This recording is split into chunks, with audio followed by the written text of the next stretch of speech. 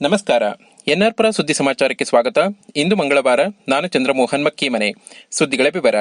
ಕೇಂದ್ರದ ನರೇಂದ್ರ ಮೋದಿ ಸರ್ಕಾರವು ಕೊಟ್ಟ ಮಾತಿನಂತೆ ನಡೆದುಕೊಂಡಿಲ್ಲ.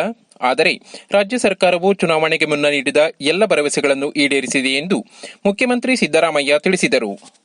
ಅವರು ಸೋಮವಾರ ನರಸಿಂಹರಾಜಪುರದಲ್ಲಿ 38 ಕೋಟಿ ರೂಪಾಯಿ ವೆಚ್ಚದ ಹೊನ್ನೆಕೊಡಿಗೆ ಸಂಪರ್ಕ ಸೇತುವೆ ಉದ್ಘಾಟನೆ, 60 ಕೋಟಿ ರೂಪಾಯಿ ವೆಚ್ಚದ ರಸ್ತೆ ಅಗಲೀಕರಣದ ಭೂಮಿ ಪೂಜೆ, ಶೃಂಗೇರಿ, ಕೊಪ್ಪ, ನರಸಿಂಹರಾಜಪುರ ತಾಲೂಕುಗಳ 196 ಕೋಟಿ ರೂಪಾಯಿ ವೆಚ್ಚದ ವಿವಿಧ ಕಾಮಗಾರಿಗಳ ಶಂಕುಸ್ಥಾಪನೆ, ಉದ್ಘಾಟನೆ ಕಾರ್ಯಕ್ರಮಕ್ಕೆ ಚಾಲನೆ ನೀಡಿ ಮಾತನಾಡಿದರು. 2023-24 ಕೇಂದ್ರದ ಬಜೆಟ್ನಲ್ಲಿ ಹಣಕಾಸು ಮಂತ್ರಿ ನಿರ್ಮಲಾ ಸೀತಾರಾಮ್ ಅವರು ಅಪ್ಪರ್ ಭದ್ರಾ ನೀರಾವರಿ ಯೋಜನೆಗೆ 5300 ಕೋಟಿ ರೂಪಾಯಿ ಘೋಷಣೆ ಮಾಡಿದ್ದರು. 4 ವರ್ಷ ಕಳೆದರೂ 1 ರೂಪಾಯಿ ಬಿಡುಗಡೆ ಮಾಡಿಲ್ಲ.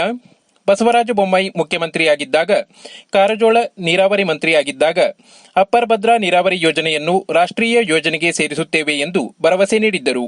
ಆದರೆ ಏನನ್ನೂ ಮಾಡದೆ ಕೊಟ್ಟ ಮಾತಿಗೆ ತಪ್ಪಿದ್ದಾರೆ.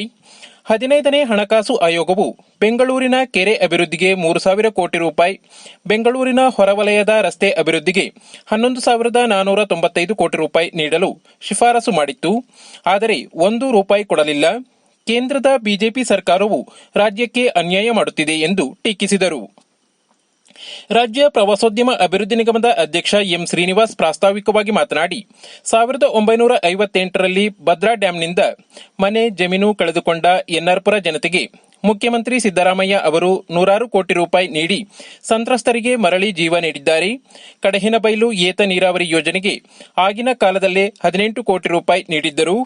ಈಗ 60 ಕೆರೆಗಳು ನೀರು ತುಂಬಿ ಸಾವಿರಾರು ಎಕರೆ ಭೂಮಿ ನೀರಾವರಿಯಾಗಿದೆ.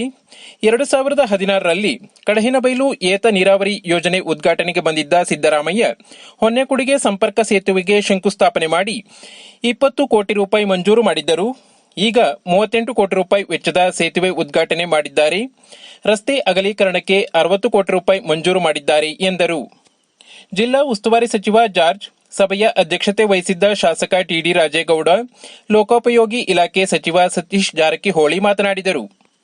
ಸಭೆಯಲ್ಲಿ ರಸ್ತೆ ಅಭಿವೃದ್ಧಿ ನಿಗಮದ ಅಧ್ಯಕ್ಷ ಬಾಲಕೃಷ್ಣ, ಕೃಷಿ ಉತ್ಪನ್ನ ನಿಗಮದ ಅಧ್ಯಕ್ಷ ಹರೀಶ್, ಕೊಡೂರು ಶಾಸಕ ಆನಂದ್, ವಿಧಾನ ಪರಿಷತ್ ಸದಸ್ಯೆ ಡಾ ಆರತಿ ಕೃಷ್ಣ, ಭದ್ರಾಕಾಡ ನಿಗಮದ ಅಧ್ಯಕ್ಷ ಡಾ ಕೆಪಿ ಅಂಶುಮಂತ್, ಶಿವಾನಂದ್, ರಾಜೇಂದ್ರ ಕುಮಾರ್ ಕಟಾರಿಯಾ, ಸತ್ಯನಾರಾಯಣ್, ಕೆವಿ ಪ್ರಭಾಕರ್, ರಾಜು ಗೌಡ, ಓಣಿತೋಟ ರತ್ನಾಕರ್, ಚಂದ್ರಮ್ಮ, ಜಿಲ್ಲಾಧಿಕಾರಿ ನಾಗರಾಜ್, ಜಿಲ್ಲಾ ಪಂಚಾಯಿತಿ ಸಿಒ ಕೀರ್ತನ, ಮಾಜಿ ಸಚಿವ ಕಿಮ್ಮನೆ ರತ್ನಾಕರ್ ಉಪಸ್ಥಿತರಿದ್ದರು. ಗಾಯಕರಾದ ಭಾಗ್ಯಶ್ರೀ ಗೌಡ, ಸುರೇಂದ್ರ ನಾಯಕ್ ನಾಡಗೀತೆ ಹಾಡಿದರು. ಪ್ರಣೀತಾ ತಿಮ್ಮಪ್ಪ ಕಾರ್ಯಕ್ರಮ ನಿರೂಪಿಸಿದರು. ಇದಕ್ಕೂ ಮೊದಲು ಪಟ್ಟಣದಿಂದ 3 ಕಿಲೋಮೀಟರ್ ದೂರದ ಹೊನ್ನೆಕೊಡಿಗೆ ಸಂಪರ್ಕ ಸೇತುವೆಯನ್ನು ಮುಖ್ಯಮಂತ್ರಿ ಸಿದ್ದರಾಮಯ್ಯ ಉದ್ಘಾಟಿಸಿದರು. ಈ ಸಂದರ್ಭದಲ್ಲಿ ಅಂಗನವಾಡಿ ಕಾರ್ಯಕರ್ತೆಯರು ಪೂರ್ಣಕುಂಭ ಸ್ವಾಗತ ನೀಡಿದರು. ಹೊನ್ನೆಕೊಡಿಗೆ ಭಾಗದ ಮಹಿಳೆಯರು ಸಿದ್ದರಾಮಯ್ಯ ಅವರಿಗೆ ಆರತಿ ಎತ್ತಿ ಸ್ವಾಗತಿಸಿದರು. ರಾಜ್ಯ ಲೋಕೋಪಯೋಗಿ ಸಚಿವ ಸತೀಶ್ ಜಾರಕಿಹೊಳಿ ಮಾತನಾಡಿ, ನರಸಿಂಹರಾಜಪುರದಿಂದ ನೂತನವಾಗಿ ನಿರ್ಮಿಸಿರುವ ಹೊನ್ನೆಕೊಡಿಗೆ ಸಂಪರ್ಕ ಸೇತುವೆ ಮಾರ್ಗವಾಗಿ ಹಳೆ ಚಿಕ್ಕಮಗಳೂರು ರಸ್ತೆಯಲ್ಲಿ ಹೋದರೆ ಚಿಕ್ಕಮಗಳೂರು ಹತ್ತಿರವಾಗಲಿದ್ದು, ಮಾರ್ಗ ಮಧ್ಯೆ ಹೆಬ್ಬೆ ಭವಾನಿ ಶಂಕರ ದೇವಸ್ಥಾನ ಹತ್ತಿರದ ನದಿಗೆ ಸೇತುವೆ ನಿರ್ಮಿಸಿಕೊಡಲು ಶಾಸಕ ಟಿಡಿ ರಾಜೇಗೌಡ ಮನವಿ ಮಾಡಿದ್ದಾರೆ. ಆ ಸೇತುವೆ ನಿರ್ಮಾಣಕ್ಕೆ 50 ಕೋಟಿ ರೂಪಾಯಿ ಮಂಜೂರು ಮಾಡುತ್ತೇನೆ ಎಂದು ಘೋಷಣೆ ಮಾಡಿದರು. ಪ್ರವಾಸಿ ಮಂದಿರ ಸಮೀಪದ ವೇದಿಕೆಯಲ್ಲಿ ನಡೆದ ಸಮಾರಂಭದಲ್ಲಿ ಸಾವಿರಾರು ಜನರು ಭಾಗವಹಿಸಿದ್ದರು.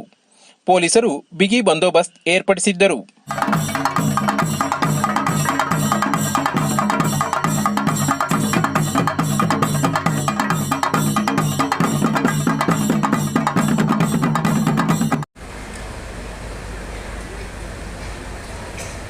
ಸಾಮಾಜಿಕವಾಗಿ,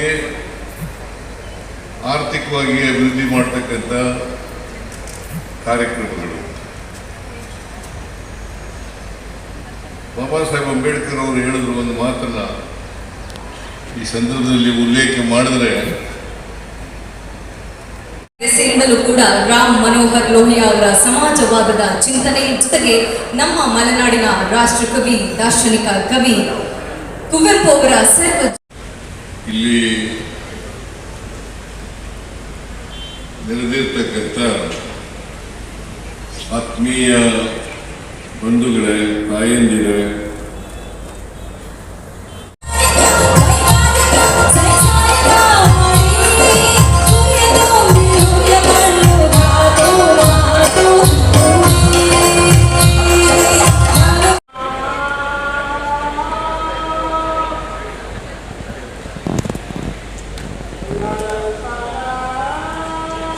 ಪ್ರತಿನಿತ್ಯ ತಾಲೂಕಿನ ಸುದ್ದಿ ಸಮಾಚಾರಗಳಿಗೆ ನೋಡ್ತಾ ಇರಿ ಎನ್ಆರ್ ಪುರ ಸುದ್ದಿ ಸಮಾಚಾರ.